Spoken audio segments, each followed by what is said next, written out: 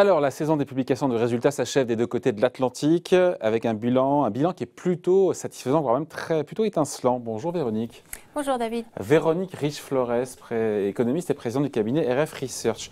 Les résultats sont ressortis largement supérieurs aux attentes, de quasiment 20% en moyenne. On se dit que c'est quand même un super cru. Oui, c'est un super cru. Alors, vous dites bien supérieur aux attentes. Je pense qu'effectivement, la communauté des analystes était relativement prudente sur la réserve. Et on peut les comprendre, hein, compte tenu de l'environnement et du choc, effectivement, des incertitudes. Et effectivement, les résultats ont surpris. Je pense qu'ils ont surpris d'ailleurs la communauté intégrale, hein, que ce soit y compris les économistes, parce qu'ils sont très bons.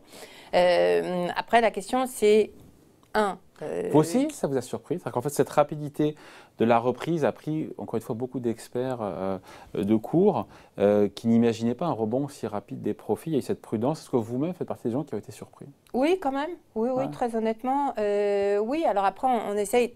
Bon, d'abord, on regarde dans le détail. Il y a les profits des sociétés cotées. Si on regarde les comptes nationaux aux États-Unis qui ont été publiés, donc avec l'estimation des profits plus généraux, globaux pour l'économie américaine, c'est pas aussi spectaculaire. Hein. Au trimestre, on oscille autour de zéro quand même depuis 2 trimestres. Donc, en revanche, d'abord, on a une base, encore une fois, qui est très bonne. De comparaison 2020. Bon, bien évidemment. Deuxièmement, on a quand même une reprise de l'économie qui est indéniable et qui peut battre de l'aile. Hein. On a quelques indicateurs qui nous incitent à la prudence, mais il n'en reste pas moins que quand vous débloquez une économie après les mesures de contraintes diverses et variées de tous les pays, eh bien, ça redémarre en général très rapidement. Et je pense que dans ces résultats, il y a une partie de cela. Après, gardons en tête que si les entreprises peuvent afficher de tels résultats, c'est qu'effectivement l'arsenal des politiques publiques a été partout très présent et a sauvé les meubles. Bien évidemment, donc vous avez à la fois une prise en charge d'une grande partie des coûts des sociétés, des coûts d'emploi des sociétés qui a été pris en charge par les États, des baisses de coûts de fonctionnement, notamment en ce qui concerne l'utilisation des locaux, etc., puis tout ce qui va avec, parce qu'en réalité, on commence également à connaître un petit peu mieux, à mieux apprécier ce qu'ont pu économiser les entreprises avec ce travail à distance, etc. Et donc, la question, c'est, bon, les résultats sont très bons. Qu'est-ce qu'on attend pour l'avenir? Quand on voit les chefs d'entreprise, pardon Véronique, mais quand on écoute les chefs d'entreprise, ils ont été globalement assez optimistes quand ils ont présenté leurs résultats. Et on se dit que c'est de bonne augure pour la suite, d'autant qu'il y a une campagne de vaccination quand même qui accélère un peu partout. Alors, il y a la campagne de vaccination qui accélère, et je pense qu'aujourd'hui, on est quand même à 2 doigts de pouvoir envisager de retrouver un rythme à peu près normal un peu partout. Alors, l'Asie est encore à la traîne, et les pays émergents également dans leur globalité. En termes de campagne de vaccination. Voilà, en termes de vaccination et de possible retour à la normale. Hein. On aura tout à l'heure les données du PIB de l'Inde, je crois. Bon, ce sera probablement assez désastreux, mais bon.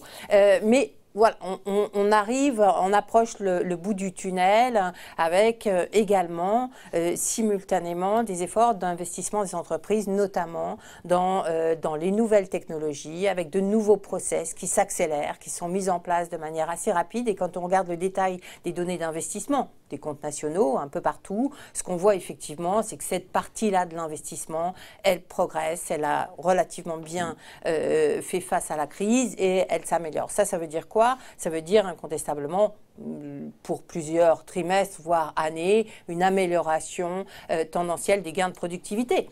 Donc, effectivement, des résultats ou des perspectives de résultats qui devraient être entretenus, en tout cas, et ils sont nombreux quand même, dans la plupart des secteurs qui jouent cette carte d'une accélération de la transition technologique. Avec un deuxième trimestre qui pourrait être encore meilleur que prévu, et ensuite des profits d'ailleurs qui ralentiraient sur le troisième dans les prévisions, le troisième et quatrième trimestre.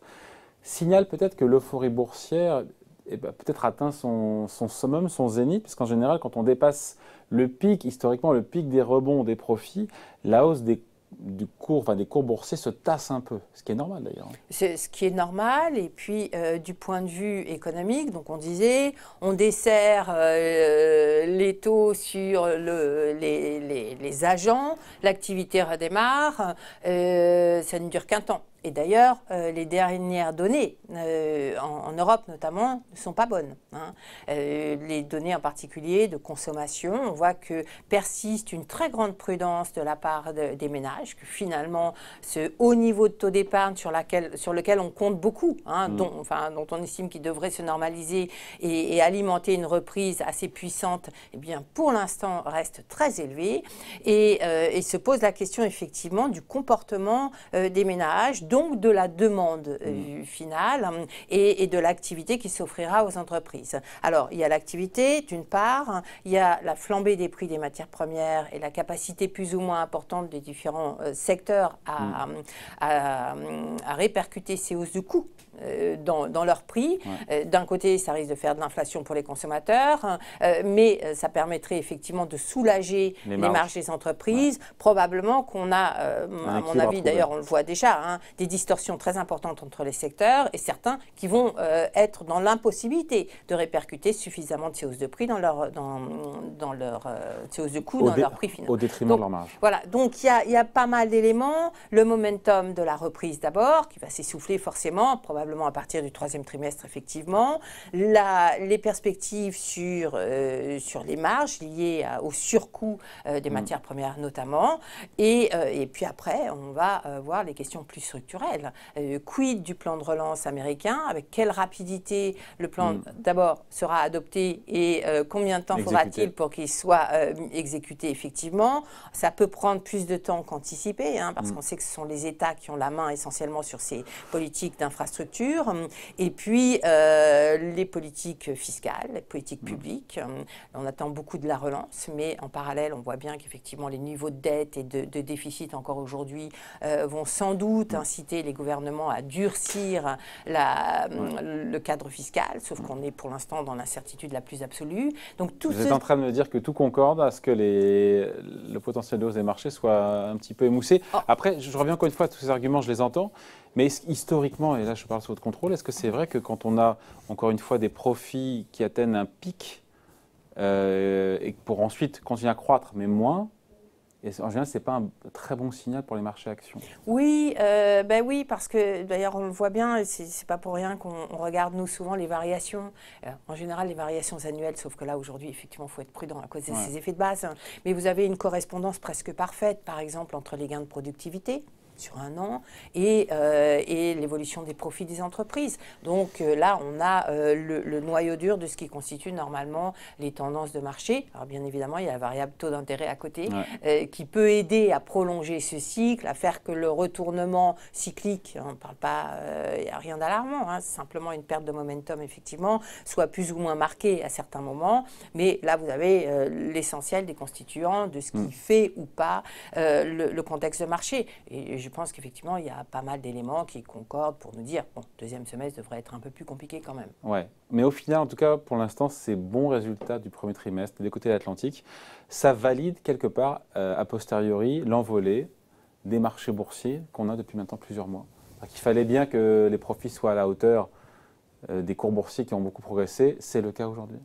Alors, c'est le cas tant qu'on accepte de payer des multiples qui sont ceux qu'on a aujourd'hui, qui sont très élevés, effectivement. Et donc, pour accepter de durablement payer de tels multiples, il faut des perspectives structurelles qui restent très favorables. Et c'est là qu'effectivement, on peut se dire que, compte tenu des valorisations actuelles, il y a peut-être un peu quand même de marge pour une révision. Mais avec une recovery des profits qui est plus rapide que prévu, on devrait cette année avoir des bénéfices qui pourraient dépasser ceux de 2019 à la fois en Europe ou aux États-Unis. On dit qu'encore une fois, c'est le rebond est comme très rapide en termes de profit. Ce qui, encore une fois, valide un petit peu, encore une fois, la hausse des marchés. Oui, non, mais tout à fait, vous avez raison. Si on regarde juste cet aspect-là, après, n'en tirons pas de conclusions trop hâtives sur la santé économique, parce qu'effectivement, il faudra que ces profits aillent s'investir et créer de l'emploi et dynamiser l'ensemble. Et pour l'instant, on n'en est pas encore là, et c'est probablement là que les doutes les plus importants se cristallisent, notamment au regard des données récentes. Bon, vous pensez à quelles données d'ailleurs? On finit là-dessus. Quelles données récentes? Toutes les données autour de la consommation, en fait, qui sont médiocres. sans parler. Alors, on commence également à avoir des indicateurs d'activité industrielle qui sont faibles. Alors effectivement, il y a les problématiques de pénurie, notamment de semi-conducteurs, mais pas que. Hein, beaucoup de difficultés à produire. Donc il y a probablement un élément qui vient de ces difficultés à produire. Mais les indicateurs avancés ne sont pas bons. Regardez les PMI chinois, ne serait-ce que ce matin, hein, dans l'industrie, c'est quand même pas des PMI qui nous indiquent une reprise fantastique. On est juste au-dessus de 50 et puis voilà.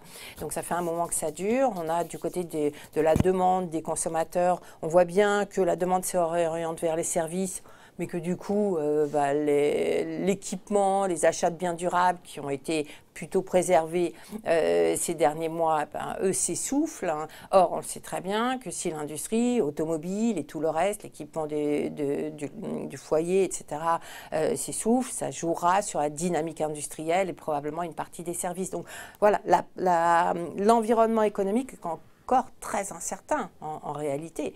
La bonne nouvelle, effectivement, c'est que les profits des entreprises, au moins, sont au résultat et on espère que ça durera au rendez-vous, pardon. Ouais. Et on espère que ça durera parce qu'effectivement, c'est nécessaire pour espérer que la suite soit à la hauteur des espoirs. Voilà, on l'espère, on en reparlera tranquillement ensemble. Merci en tout cas. Explication signée Véronique Riche-Flores, économiste et présidente du cabinet Ref Research. Merci Véronique. Merci David.